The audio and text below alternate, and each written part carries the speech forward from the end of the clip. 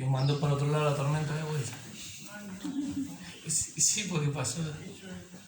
Bueno, damos gracias al Señor por su gran amor e inmensa misericordia. Acompáñenme en Hebreos capítulo 13, versículo 20 y 21. 2 versículos nomás. La prédica y el título en realidad se llama La sangre del pacto eterno. Un tema muy importante, un tema que nunca se toca. Dentro de los pactos, en la Biblia tenemos muchos pactos, de los cuales hay 3 pactos que son incondicionales, que tiene que ver el pacto con Abraham, las promesas que son incondicionales que le prometió a Abraham, que iba a bendecirlo a él, su nombre.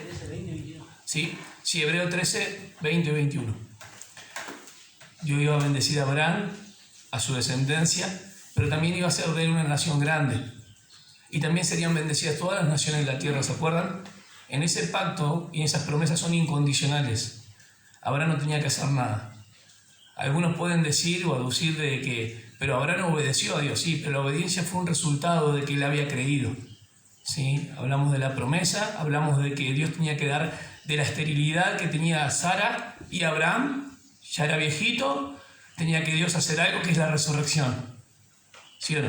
Una persona de 86 años, él dijo, bueno, le voy a dar una mano al Señor, y debe ser con Agar, la sierva y la esclava. No era por ese lado. Dios quería mostrar el poder que Él tiene de llamar las cosas que no son como si fuesen. Ese es el tema. Ahora, cuando hablamos de la sangre del pacto eterno hay que tener mucho cuidado porque en todo el tiempo vemos sangre o que prefiguran los relatos de Levítico y aún en Éxodo, que son tipos de aquello que iba a venir, que tiene que ver con la obra de Cristo, ¿no? Cuando hablamos de la sangre del pacto eterno, ¿qué es eterno? Eterno. Es un presente absoluto. Cuando nosotros decimos que tenemos vida eterna, solamente Dios es eterno. ¿Estamos de acuerdo o no? Pero sin embargo, la comunicación de vida por el Hijo nos da vida eterna. ¿Coinciden conmigo en eso? Cuando creemos tenemos vida eterna, pero todavía no ha sido realizada en forma completa. ¿Me van entendiendo? Pero Dios es eterno en sí mismo. Él no necesita de nadie. Entonces, cuando hablamos de la sangre del pacto eterno, tenemos que entender que pacto, la palabra diate, que puede ser overit en hebreo, es pacto o alianza. Algunas traducciones tienen alianza eterna también. Quiero significar que esto es mucho más que la sangre del nuevo pacto cuando Jesús instituye la cena. ¿Vieron que Jesús agarra la copa y parte el pan? Dice, este es el nuevo pacto en mi sangre. ¿Se acuerdan? Eso sucede en el Cronos, en un tiempo determinado. Yo acá estoy hablando de la sangre del pacto eterno, de antes de los tiempos. Algo que estaba en el plan de Dios y de cual la iglesia se beneficia de un aspecto importantísimo en la muerte de Cristo Jesús, en la obra de la redención.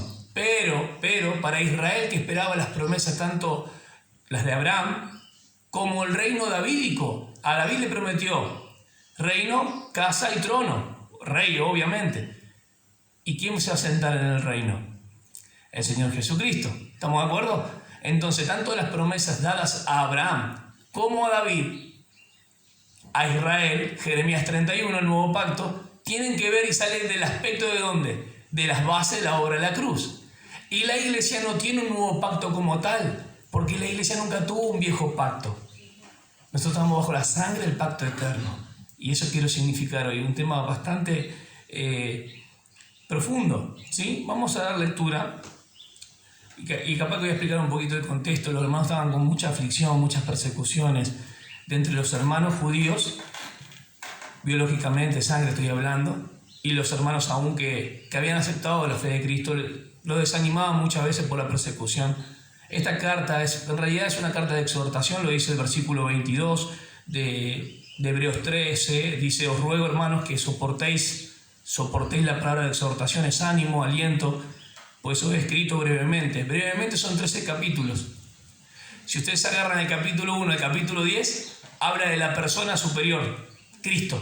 Cristo es superior a ¿quién? A los ángeles, profetas, sacerdotes, ¿sí? Pero si agarran ya del 11, 12 y 13, habla de los héroes de la fe, habla de la paciencia de la fe, porque nadie combatió hasta la sangre como Jesús, puesto los ojos en Jesús, y habla de la evidencia de la fe en el capítulo 13.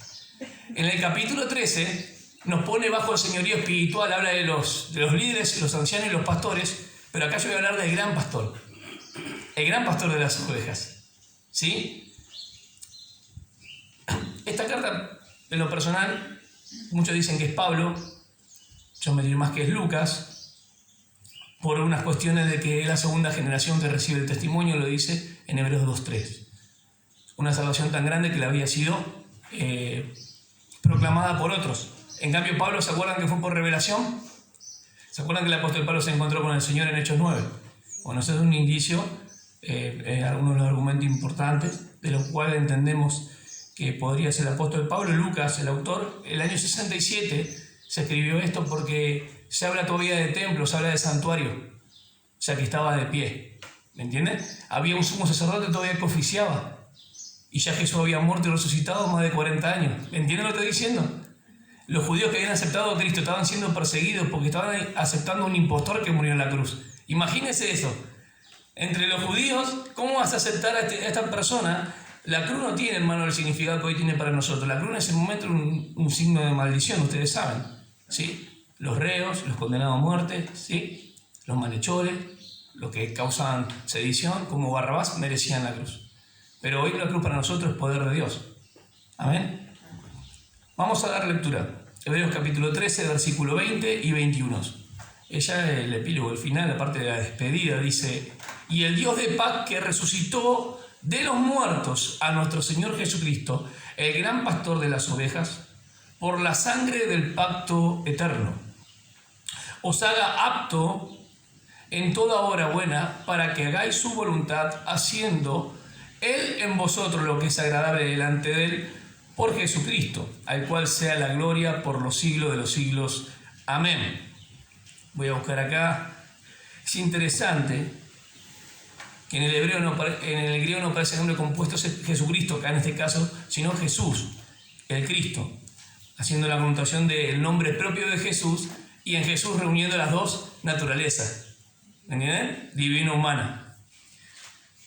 Hay algo que es muy importante, que no sé si se llega a ver ahí, que dice: el Dios de paz que resucitó de los muertos a nuestro Señor Jesucristo, el gran, el gran, cuando dice mega, cuando hay un lugar mega es algo grande, ¿sí? El gran pastor de las ovejas, es Jesucristo.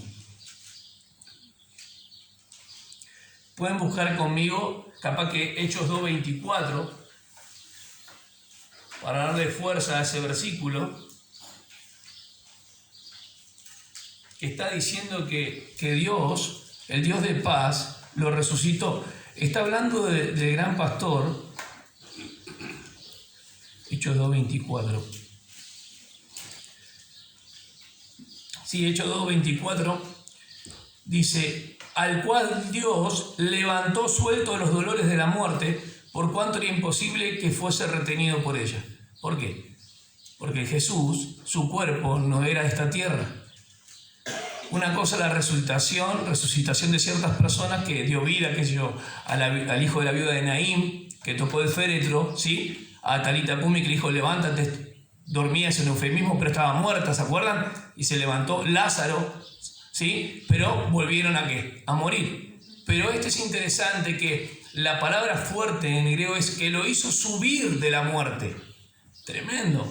Lo hizo subir de la muerte. Nadie había vencido la muerte. Los huesos de los emperadores o quien sea yacen en su sepulcro. El del Señor Jesús, aunque no era un lugar que lo enterraban, sino una roca cavada, es más que nada, como decimos nosotros, los nichos. Si ustedes ven las pruebas arqueológicas, los depositaban ahí. Interesante que esa tumba nunca había sido acobijada por otra persona, o mejor dicho, usada, sino que era preparada para el Señor. Siendo Dios, hizo pobre y estuvo una tumba también alquilada. Qué glorioso. Dios lo resucitó de entre los muertos. Esa es la esperanza nuestra. La sangre del pacto eterno es por la cual nosotros somos rociados y somos purificados, porque Cristo en la cruz, en la manifestación de los tiempos, murió. ¿Estamos de acuerdo? Ahora vamos a Tito, capítulo 1, versículo 2.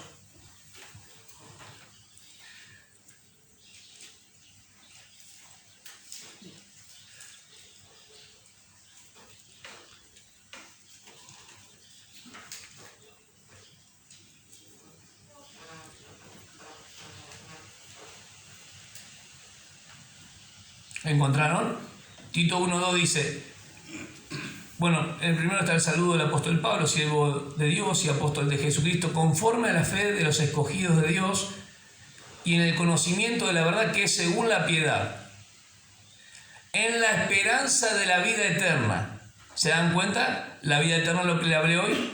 Estamos hablando de la sangre del pacto eterno, estamos hablando de algo que es un presente absoluto, algo que comienza en nosotros en el momento de creer y que se llevará hasta el clímax, lo más importante, cuando seremos conocidos como Él nos conoció.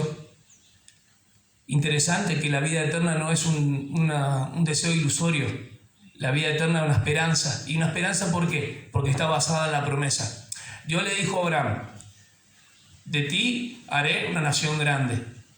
No está basado en lo que Abraham crea o deje de creer, sino que Abraham creyó a la palabra de Dios, pero no porque él creyó se completó eso. Él creyó porque era esperanza contra esperanza. No había otra manera de que él pueda tener una descendencia. ¿Me entienden? De la misma manera, cuando hablamos de lo que es la vida eterna, lo que es la justificación y demás, no es ninguna obra de nosotros, es algo que hace Dios.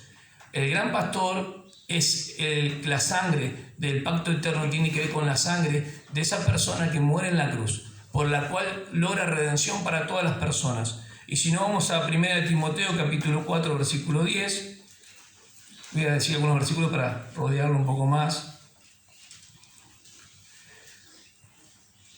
El apóstol Pablo dice a Timoteo que por esto mismo trabajamos y sufrimos oprobios, lo mismo que estaba pasando en los hermanos hebreos, que eran judíos cristianos, porque esperamos en el Dios viviente. De vuelta aparece el Dios viviente, el Dios vivo, ¿está bien? Que es el Salvador de todos los hombres, mayormente los que creen. ¿Qué quiere decir eso? La sangre del pacto eterno es la que, de una u otra manera, utiliza ese elemento para el nuevo pacto, para Israel, para las promesas del cumplimiento de Abraham y de David, pero hay un aspecto también que sale para nosotros, que nosotros recibimos el perdón de nuestros pecados, el nuevo nacimiento solamente por gracia, sin tener un viejo pacto. Esa es la gran bendición que tiene la iglesia. La iglesia es metida, siendo lejanos, fuimos cercanos, siendo enemigos, fuimos hechos amigos. ¿Se entiende? No teníamos ni promesa ni pacto en ese sentido, porque cuando le dice a Abraham: de tus simientes serán benditas todas las naciones en la tierra, ahí no está hablando de iglesia, porque la iglesia era un misterio, es algo nuevo que todavía no había sido manifestado ni revelado, ni anunciado en el viejo pacto siquiera. Algunos pueden decir: bueno, pero estaba la iglesia, la asamblea que Moisés sacó de... No, es otra cosa. La palabra iglesia podría ser asamblea, un conjunto de personas reunidos para un fin, pero cuando hablamos de iglesia como un cuerpo espiritual, era un misterio. ¿Se entiende? Efesios 3 del 5 al 8 dice que era un misterio. Que los gentiles iban a formar parte de esto con los judíos. Eso era una locura. Era abolir la pared intermedia que separaba a los dos pueblos. Los judíos tal vez se jactaban porque tenían privilegios y promesas, y los gentiles estaban lejanos a eso. Pero mediante la sangre de su cruz Dios lo hizo posible. Amén. Y no tengo temor en decir sangre de Dios, porque Dios derramó su sangre, Dios se hizo carne, hermanos, ¿me entienden? Y la palabra teos aparece en Hechos 20-28. Que no nos enseñaremos de la grey ninguno, porque la iglesia la compró Dios con su sangre. Y no dice Jesús, no dice Jesús. Dios hecho carne está mostrando que estaba muriendo ahí, por más que 100% humano es Dios. Y eso es lo grande de esto. Vos necesitas sí o sí esta redención, este pago completo. La sangre del pacto eterno lo que hace es que vos no la alterás. No hay manera, porque fue de antes de los tiempos. Fíjate lo que dice.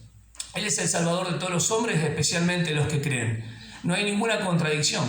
Jesús murió por todos los pecadores, ¿estamos de acuerdo o no?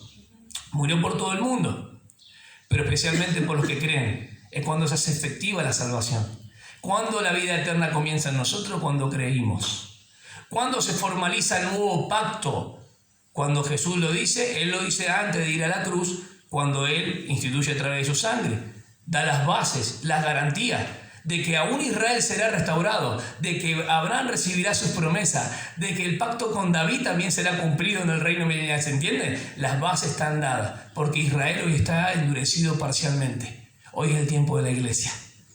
No estoy diciendo que no haya judíos que crean en Cristo, pero hoy mayormente es el tiempo de la iglesia.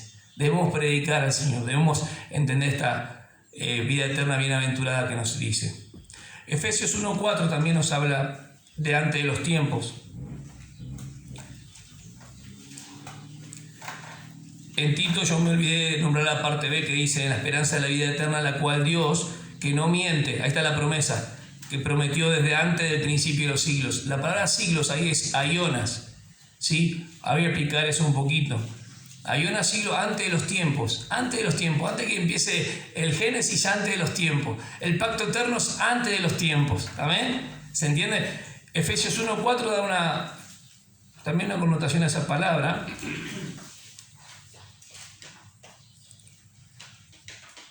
Efesios 1:4. Dice, según nos escogió en Él. Alguno pudiese pensar que ya te escogió en Él, en Cristo, antes que Él muera en la cruz, ¿no? Te está hablando de la elección, hay que entender eso. Te escogió en Él, ¿en quién? En Cristo, ¿me entienden?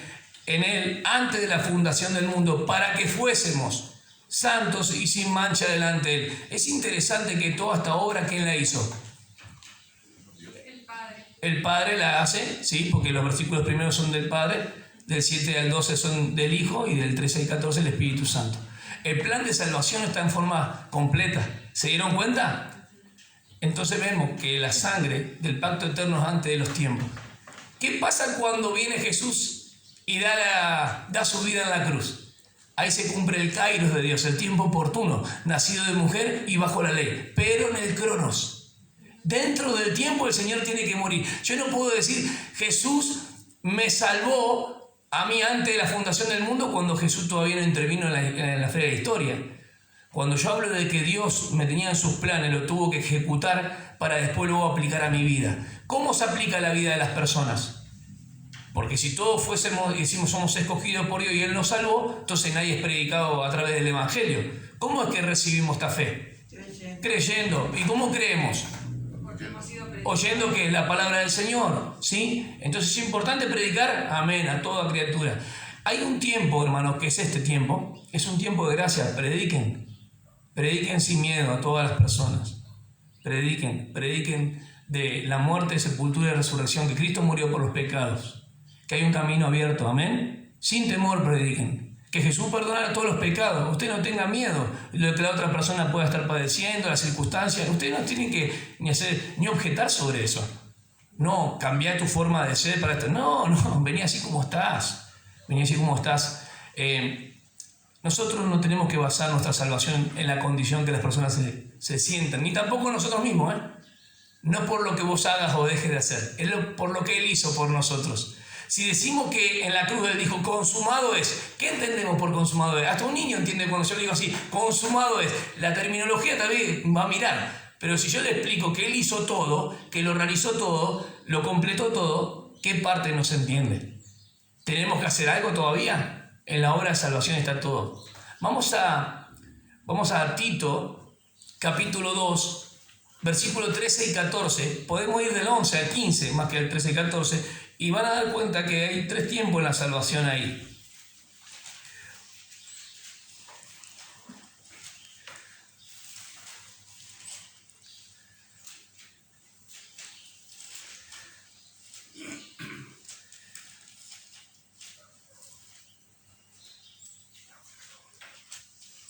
Vamos a leer desde el 11.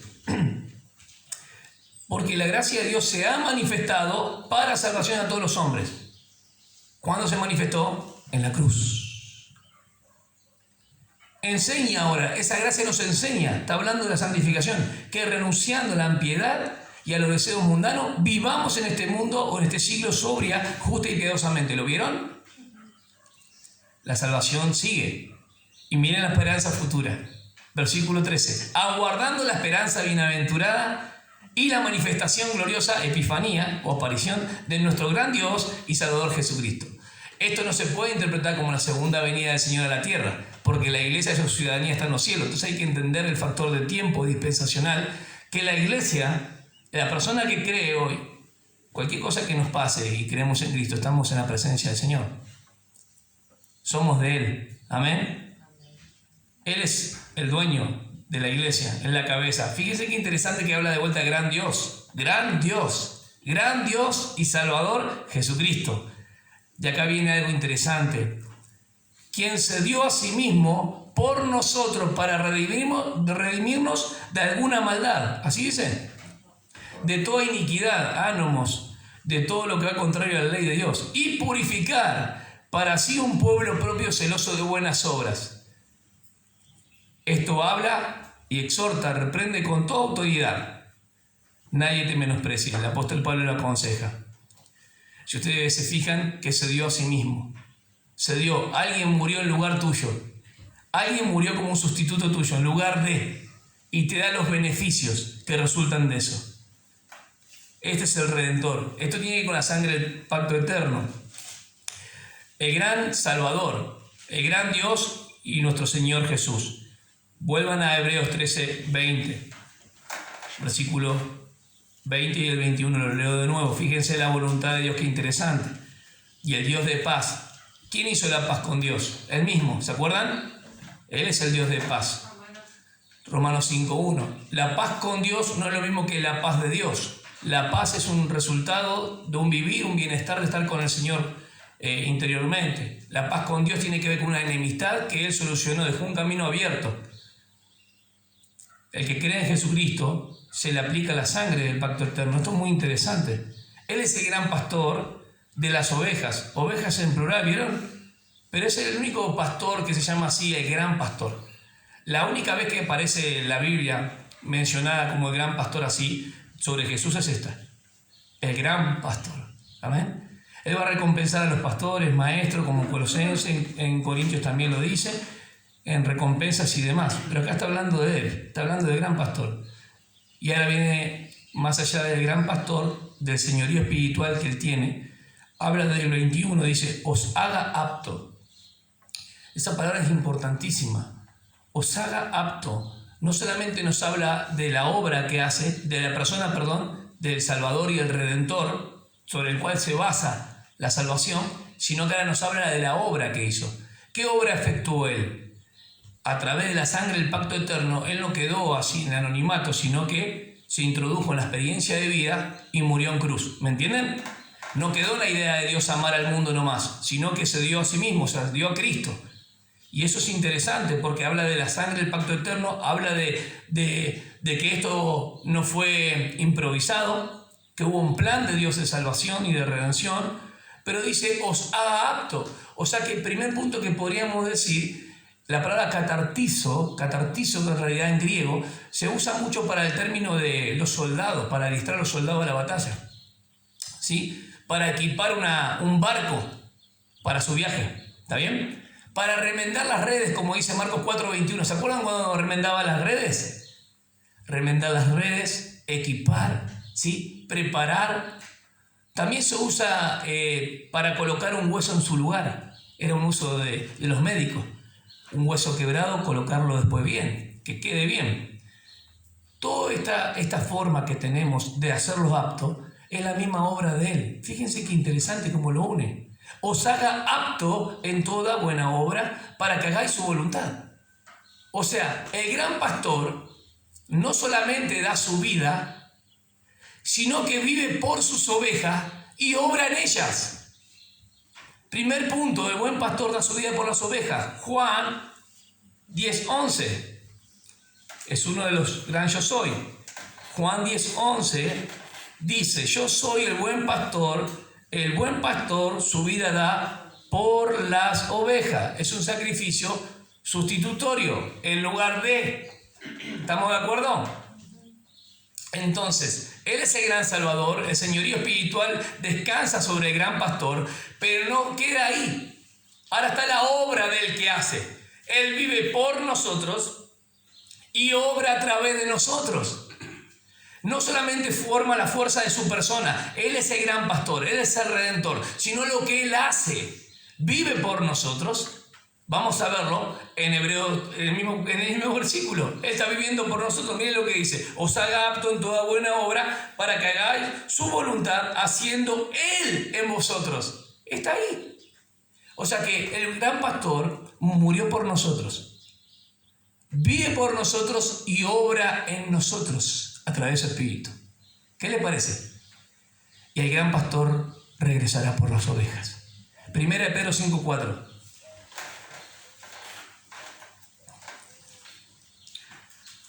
Cuando le dice a los hermanos y a los ancianos de las congregaciones locales que había, por favor, apacentar la grey, tengan cuidado de la grey, no se enseñoreen de ella, porque vendrá el príncipe de los pastores y recompensará a los pastores, conforme al trato, el motivo que hicieron con la grey, porque la grey es del Señor.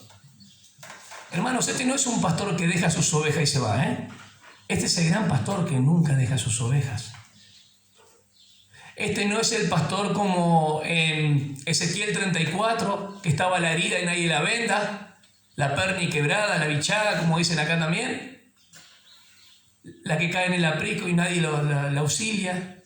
No, este es el pastor que carga los corderitos y aún ayuda a las que están por parir. Este es el buen pastor que dio su vida por las ovejas. Amén. Él es el buen pastor que está al lado tuyo siempre.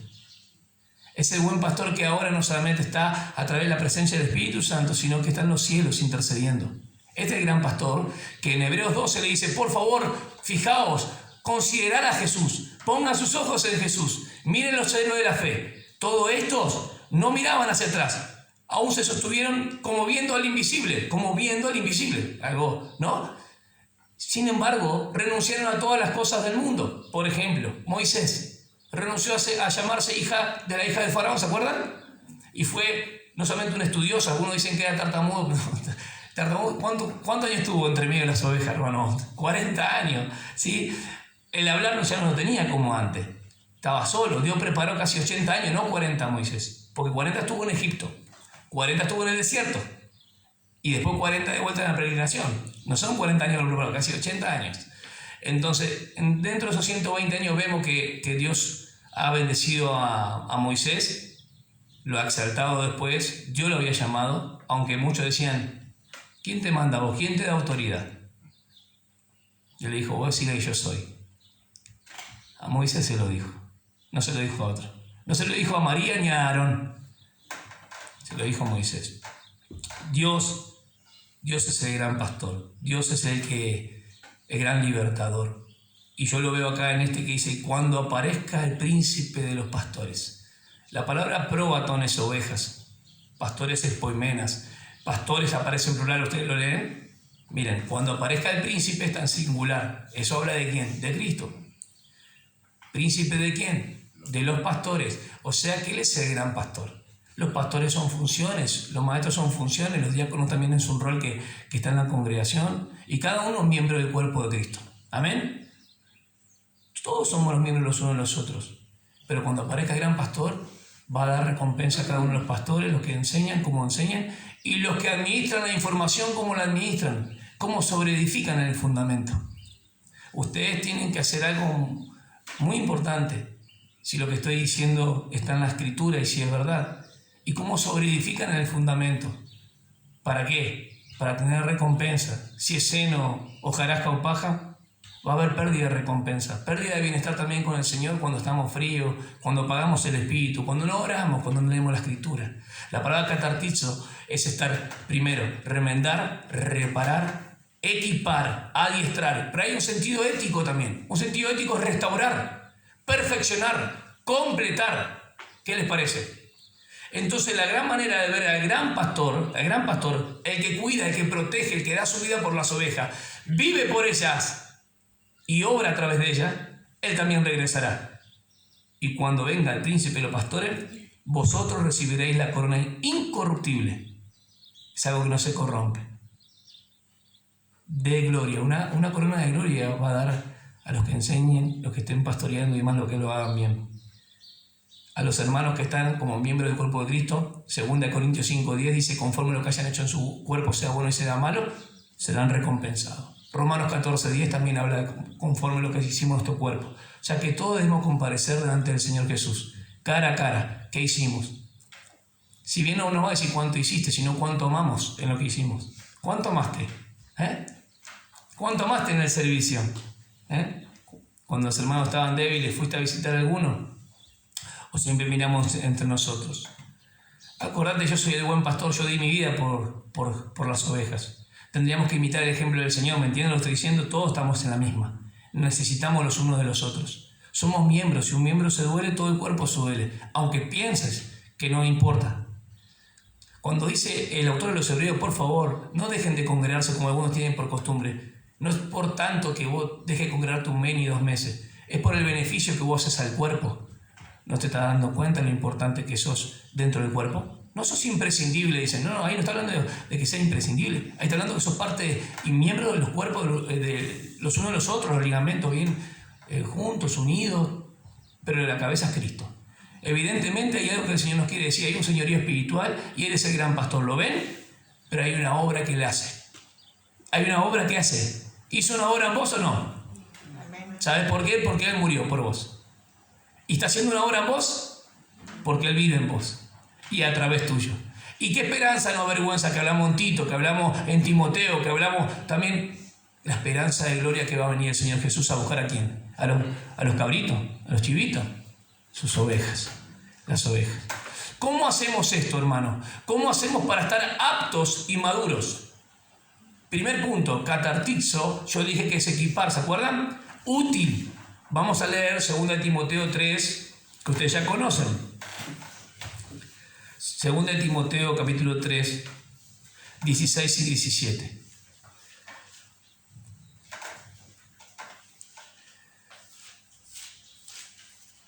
Voy a mencionar 6 cositas para terminar. 2 Timoteo 6 dije. No, 3, 6, 17. No me parecía, no tenía 6. Capítulo 3, versículo 16 y 17, lo leímos muchísimo ¿no? Toda la escritura es inspirada por Dios, alentada, soplada por Dios. Y útil para enseñar, para redarguir, para corregir, para instruir en justicia. Cuando habla de útil está la palabra catartizo, que es justamente útil. ¿Me entienden? Esta palabra no es algo que a medias, se utiliza para una compleción.